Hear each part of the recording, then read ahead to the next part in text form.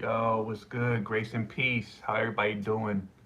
It's your boy Elias. We just wanted to come on here, man, and wanted to share some of my testimony for those who never heard it before. Um, so yeah, man, I've shared some of my story on my YouTube channel and stuff like that. Also, dropped a book about a year and a half ago called Good Morning Joy. Have my testimony in that. For those who want to get it, it's on Amazon. But today I just wanted to share just some more detail of just me and my story, and and how the Lord just drew me to Himself. And so just started in New York, born in New York. Um, yeah, so just some of my background.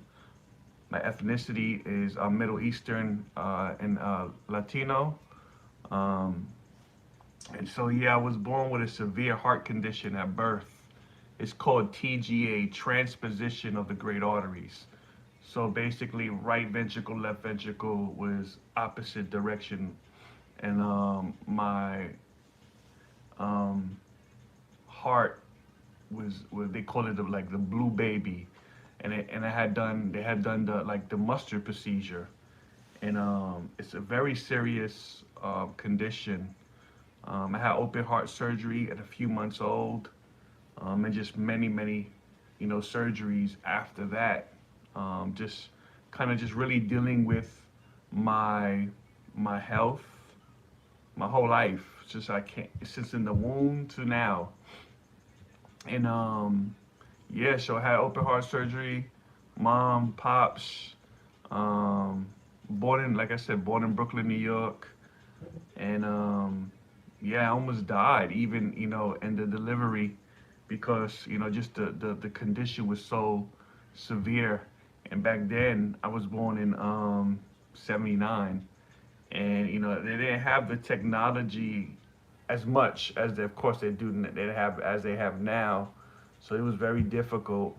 um, and so just had that my home, had a father and mother until the age of 10. My father passed away tragically from cardiac arrest at the age of like 33. I was 10 years old. Man, it was also just crazy trauma and drama in my household with my mom and pops. I love my parents dearly. I know now, looking back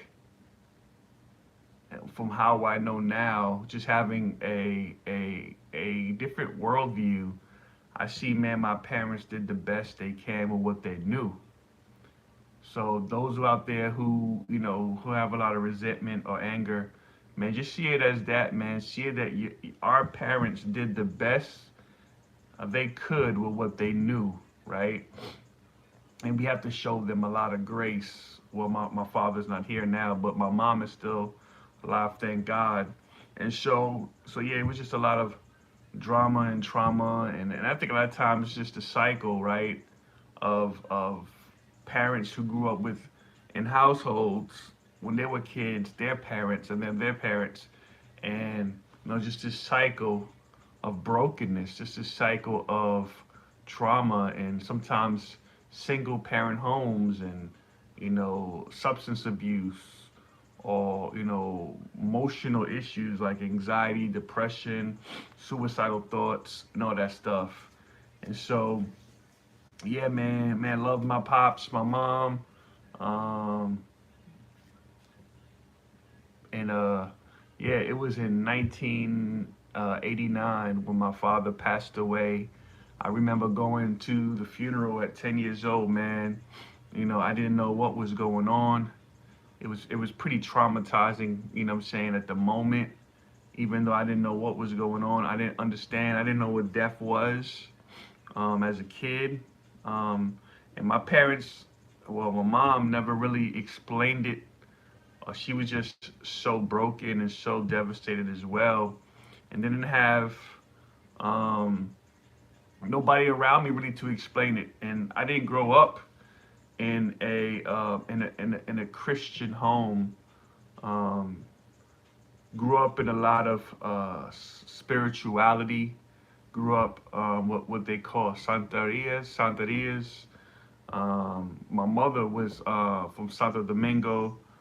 My father actually, that said Middle Eastern, but he's also he was also half Costa Rican, and so, with the Santerias, it's kind of like a syncretist religion that had superstition, witchcraft, voodoo slash Catholicism in it.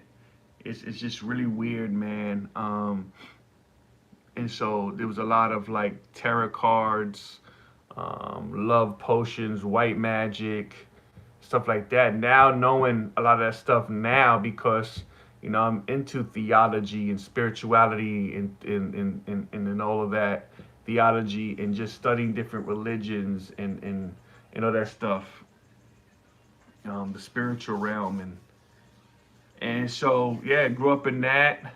Um, though we did have, what I'm saying, the false pictures of the white Jesus. I remember, I think we had one in our door. So we lived in a actually, is it two? Yeah, two level crib. And on the second level, we lived upstairs. You had to walk up the stairs. And on the door, we had like this picture of the white Jesus. And it always kind of blew my mind. Like, man, like who is this man? They would say Jesus. As a young kid, I'm a young kid, like looking at him, he had the blue eyes, the really silky, like blondish hair, and he had the the little red heart, and he had like a halo crown, like looking like an angel type. It's like, man, how can he help us? I remember that was my thought, like, how can he help us in the situation that we going through? Me, I have severe heart condition. My father, is just, acting up. My mom is acting up. They're beefing. We going through things. Even my older brother was a teenager at the time, man. Him and my dad were bumping heads. My little my not my little brother, my brother that's 2.5 years older than me. Him and my dad going through some things. He moved to Florida. And that was kind of like the dynamic of the home that it got so difficult that my mom had to leave. We left the crib. She took me, my little brother, and we went and stayed with my aunt in Brooklyn. We lived in Brooklyn, but it was like some blocks and some avenues away, and so we stayed with my aunt. And actually, when my father passed away, we were living with my aunt. We got the news, actually from my brother and my uncle. They was going to get some pizza, and they was just riding by the avenue, and they seen an ambulance, and they looked from down the street, and it was like, man, that looks like it's kind of close to the house. Let's go see. Lo and behold, it was my father who had dropped dead from cardiac arrest, and my mom was so scared to tell me because of my heart condition. She was afraid something was going to happen to me. But my brother, my older brother at the time, he told me. And of course, I couldn't grasp the idea of passing away or dying, never being able to see you again. And, I say this, that it was traumatizing, but in some sense, it was like a relief, if I'm honest. Because just a lot of the things that was going on in my home, sometimes it was very scary. It's unpredictable, you know. And so when he passed, I was like, man, like, I love my dad dearly. But man, like, there's a lot of crap going on in the crib. But fast forward, we end up moving. We moved from Brooklyn, New York, to the state of Georgia, because my mom had an aunt and uncle who were retired Fort Benning, um, in the military. So we moved to Georgia, and just my mom wanted a new start. She didn't want to live in the big city no more after my pops had passed. So she took her 4 sons, one with heart condition, which is me, and we moved to Georgia. And so now we have this mother with 4 sons, a single parent home, moved to the south side of Columbus, Georgia, and it's super difficult. My mom has to do it on her own with a son who has severe cardiac issues, taking me back and forth to Atlanta, Georgia, because at the time, even to this day, they don't have a cardiologist that deals with the condition which I have. And so I had to constantly go, like 2 hours to the A to go to Eggleston's hospital. Um, and then like in I think I was like 14, 13 years old, my arteries were starting to close. And so I had to have that. I had to have a stent put in. At the time, the stent wasn't even on the market yet. They were still testing it out. It was a trial and error thing. But they was came to my mom like, yo, we have to do something. They didn't say yo. But they were saying like, man, we have to try this. Something got to give because your son's artery is closing, man. And it was very getting dangerous. So they tried it. They put the stent in the artery. And by God's grace, it helped out. Of course, it didn't fix the ultimate problem of my health, but it helped, the blood flow and stuff like that, and helping me to not have, any heart attacks or anything like that. So that's kind of my story in the beginning. My health. We moved down to Georgia, single parent home. My mom just in the trenches doing what she can to survive, to take care of her boys. She had got some jobs here and there.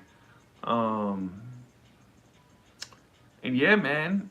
And it was just really, it was very scary if I'm honest. As a young kid, not having then looking back, not having my father around, not having no man to protect, to provide, to love, to care for, to be there when I'm scared, with my heart condition, with my health, going to emergency rooms, having chest pains, near death experiences with my heart and stuff. My mom, it's just my mom and our neighbor at the time. She helped out. She passed away a while ago too, but Miss Rhonda, she would take my mom and us sometimes to Atlanta to our appointments, because when we first moved to Georgia, we didn't have a car. We didn't have a car in New York. We took the train or we took the bus or family members or a taxi, a cab, or whatever like that. And so we were fresh on the block, and we didn't have no transportation. And so our neighbors would help us out. Miss Rhonda became like my mom's best friend. And yeah, so that was kind of our story. And again, in this teenage years, I always knew that there was something beyond the material. So now kind of going into the spirituality aspect, man, even as a young kid going back, man, I remember just, man, feeling a presence of evil, especially in my home in New York. That's one reason why, and to be honest, man, this is no shade to my father, man. I love him. I loved him. But man, there was a lot of wickedness, spiritual wickedness going on in my home. Like I said, there was dabbling in that stuff, and the santerias and the voodoo and the potions and the tarot cards and stuff like that. I remember my mom and pops and my dad's clients and coworkers, because my dad was a barber and beautician. After work, he would come home, he would bring some of his friends, and they'll be on the table. As little kids, just kind of walking around, looking at what they were doing. They was doing the tarot cards thing, and I always felt like an evil presence in the home, man. And there was a situation that had happened in our house, man. I share this with people and they don't believe me, but there was a time when, so listen up to this. There was a time when me, my brothers, my parents, we were all in our rooms. You know, it was nighttime. We were about to go to sleep. And the radio blasted. It came on. The radio blasted on. And and my father jumped out the bed and he was just like, yo, he started cursing us out. He started like blaming us. He was like, yo, he gonna whoop our butt. You know, so he was like, he's gonna like, if you ever do that again, was like, yo, dad, like that wasn't us. That wasn't us. And he went into the living room and he yanked the plug out of the radio. He went back, laid down. Man, that mug came back on, bro. Yo, this no lie. And not only did it come back on, there was an evil voice that was cursing. It told us to get the F out the house. Like, yo, it was real, like real talk. My pops, we jumped up again. He jumped up, then we jumped up, kind of like, we were super, super annoyed and we were scared. And we was all like, but you know what? Looking back now, like, man, my pops probably, my mom and dad kind of knew because, man, the stuff that they were dabbling, you know, it conjured up, you know, evil spirits and demons and stuff like that. But in their mind, to be honest, they knew, but they were deceived because they would say love potion or, you know, good white magic and stuff like that. So they were deceived in thinking that this was something good that could help. Like they would do like relationship potions and to make people be with, you know, be with other couples, and they would, you know, counsel people and stuff like that. People will come to my mom and my pops specifically, I think more so my pops was the head of this. And so that was like my encounter as a kid into spirituality and the unseen realm and spirits and stuff like that. And so, yeah, man, I'm gonna end it here. It's already 17 minutes. Leave your comments, like, subscribe, share. And let me know what you think. You know, I'm gonna do a part 2 either later on tonight or tomorrow. I'm gonna try to upload more. And yeah, man, just want to keep this dialogue going about just about the spiritual realm and the unseen and as we get to Jesus and all of that beautiful good stuff, man. So grace and peace.